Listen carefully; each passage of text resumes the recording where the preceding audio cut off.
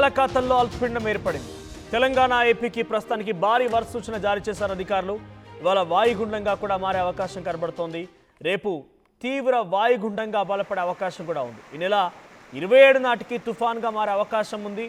28 లేదా 29న తుఫాన్ తీరం దాటే అవకాశం ఉంది. కోనసీమ, కృష్ణా, బాపట్ల, ప్రకాశం, నెల్లూరు, తిరుపతి జిల్లాలకి భారీ వర్ష సూచన జారీ చేశారు అధికారులు. ఇక తెలంగాణలో కూడా భారీ వర్షాలు కురిసే అవకాశం ఉంది. తెలంగాణలోని 21 జిల్లాలకి ఎల్లో అలర్ట్ జారీ చేశారు. సో ప్రస్తుతానికి అల్పపీడనం ఏర్పడింది బంగాళాఖాతంలో. ఈ అల్పపీడనం కాస్త వాయుగుండంగా మారే అవకాశం ఉంది. ఈ వాయుగుండం కాస్త రేపటికి మరింతగా బలపడి అటు కోస్తాంధ్ర, కోనసీమ అండ్ తెలంగాణ వ్యాప్తంగా కూడా భారీ వర్షాలు కురిసే అవకాశం కనబడుతోంది. సో ప్రస్తుతానికి తెలంగాణలో ఆల్రెడీ వర్షాలు కురుస్తూ ఉన్నాయి.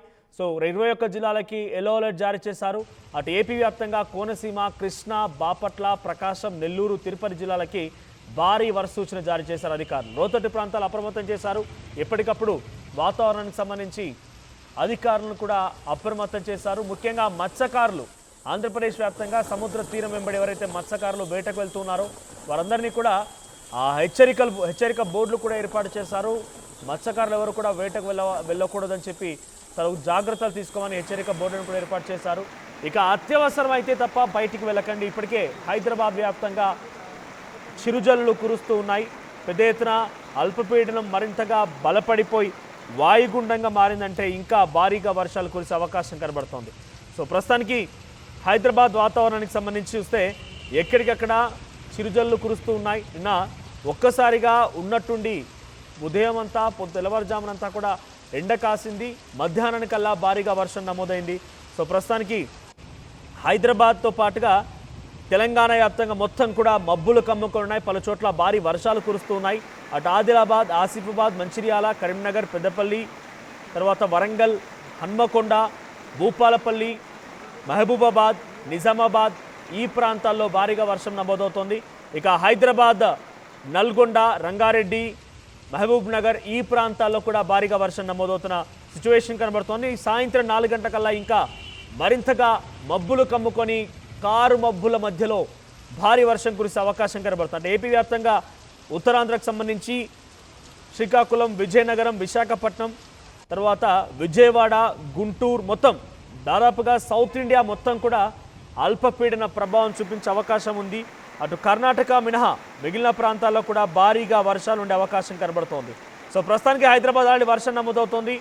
వర్షాలపైన మరిన్ని అప్డేట్స్ మా ప్రతినిధి శిల్ప అందిస్తారు. శిల్ప, సో ప్రస్తుతానికి 2 తెలుగు రాష్ట్రాలు ఎటువంటి వాతావరణ హెచ్చరికలు ఉన్నాయి? తెలంగాణ వ్యాప్తంగా ఎటువంటి వర్షాలు కురిసే అవకాశం ఉంది?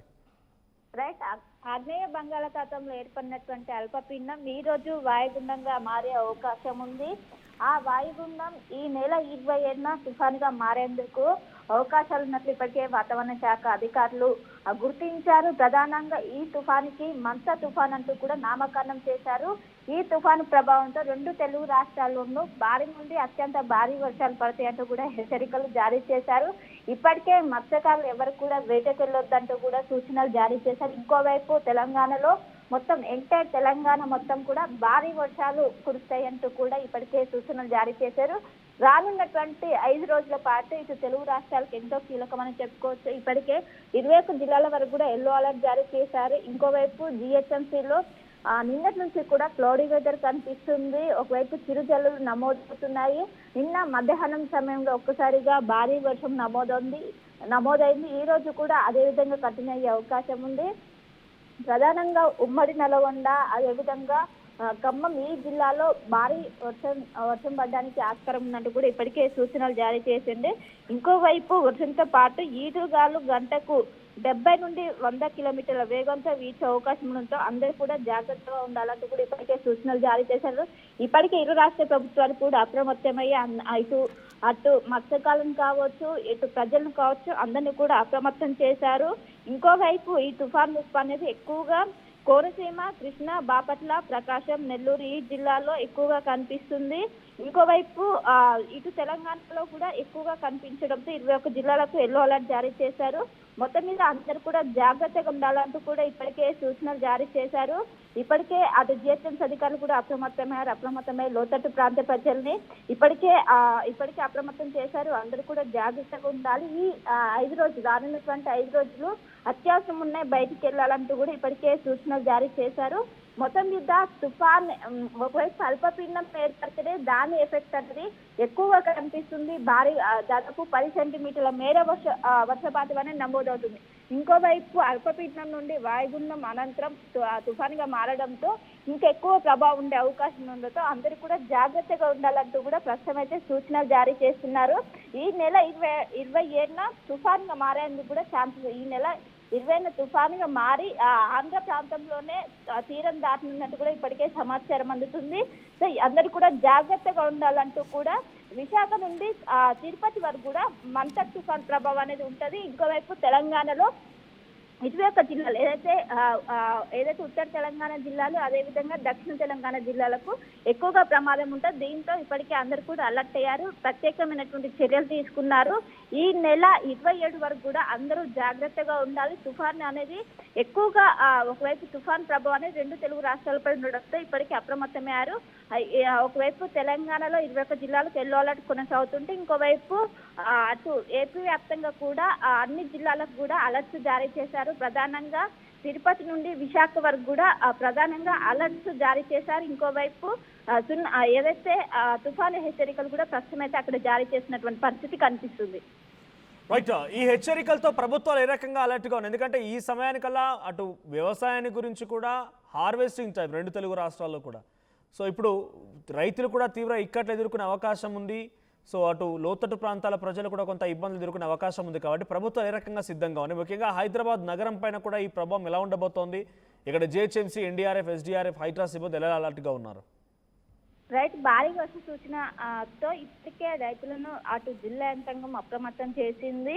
ఈ సమయంలో కొంచెం జాగ్రత్తగా ఉండాలంటూ కూడా ఏదైతే ధాన్యం కావచ్చు ఏదైనా ఉన్నా కూడా ఇంటికి తీసుకెళ్లాలంటూ కూడా ఇప్పటికే ఒకవైపు వాళ్ళకు సూచనలు జారీ చేసినటువంటి పరిస్థితి కనిపిస్తుంది. రానున్నటువంటి 24 గంటల వాయుగుండంగా మారడంతో దాని ప్రభావం అనేది ఎక్కువగా ఇటు ఉత్తర తెలంగాణ జిల్లాలో కనిపించడంతో ఇప్పటికే రైతులందరూ కూడా అప్రమత్తమయ్యారు. ఇంకోవైపు జిహెచ్ఎంసీలో ఒకవైపు అలర్ట్ ఏదైతే రెయిన్ అలర్ట్ కాగానే ఇప్పటికే జిహెచ్ఎంసీ అధికారులు రంగంలోకి దిగారు. ప్రధానంగా హైడ్రా అధికారులు కావచ్చు, ఎస్డీఆర్ఎఫ్ కావచ్చు, ఇంకోవైపు ఎన్డీఆర్ఎఫ్ బృందాలు కూడా అప్రమత్తమయ్యే ప్రధానంగా లోతట్టు ప్రాంతాలు ఎవరైతే నివసిస్తుంటారో వాళ్ళని అప్రమత్తం చేస్తారు. ఎందుకంటే గతంలో ఒకవైపు జంట జలాశయాల నుంచి భారీ వర్షం నీరు కావచ్చు, ఇంకోవైపు హుసేన్ సాగర్ పొంగిపోలడం కావచ్చు, వీటినన్నింటినీ దృష్టిలో పెట్టుకొని ఒకవేళ విపత్కర పరిస్థితి వచ్చినా కూడా దాన్ని సమర్థవంతంగా ఎదుర్కొనేందుకు ప్రత్యేకమైనటువంటి చర్యలు చేశారు. ఎవరైతే లోతట్టు ప్రాంతాల్లో నివసిస్తుంటారో వాళ్ళ కోసం కమ్యూనిటీ హాల్లో పునర్వాస కేంద్రాలు ఏర్పాటు చేశారు. అవసరమైతే అందులోకి తరలి వెళ్లాలంటూ కూడా ఇప్పటికే సూచనలు జారీ చేశారు. ఇంకోవైపు అత్యవసరం ఉన్నాయి బయటికి వెళ్లాలంటూ కూడా నగరవాసులకు సూచనలు జారీ చేశారు. ఎందుకంటే చిన్న వర్షం వచ్చినా కూడా భారీగా ట్రాఫిక్ జామ్ అనేది ఏర్పడుతూ ఉంటది.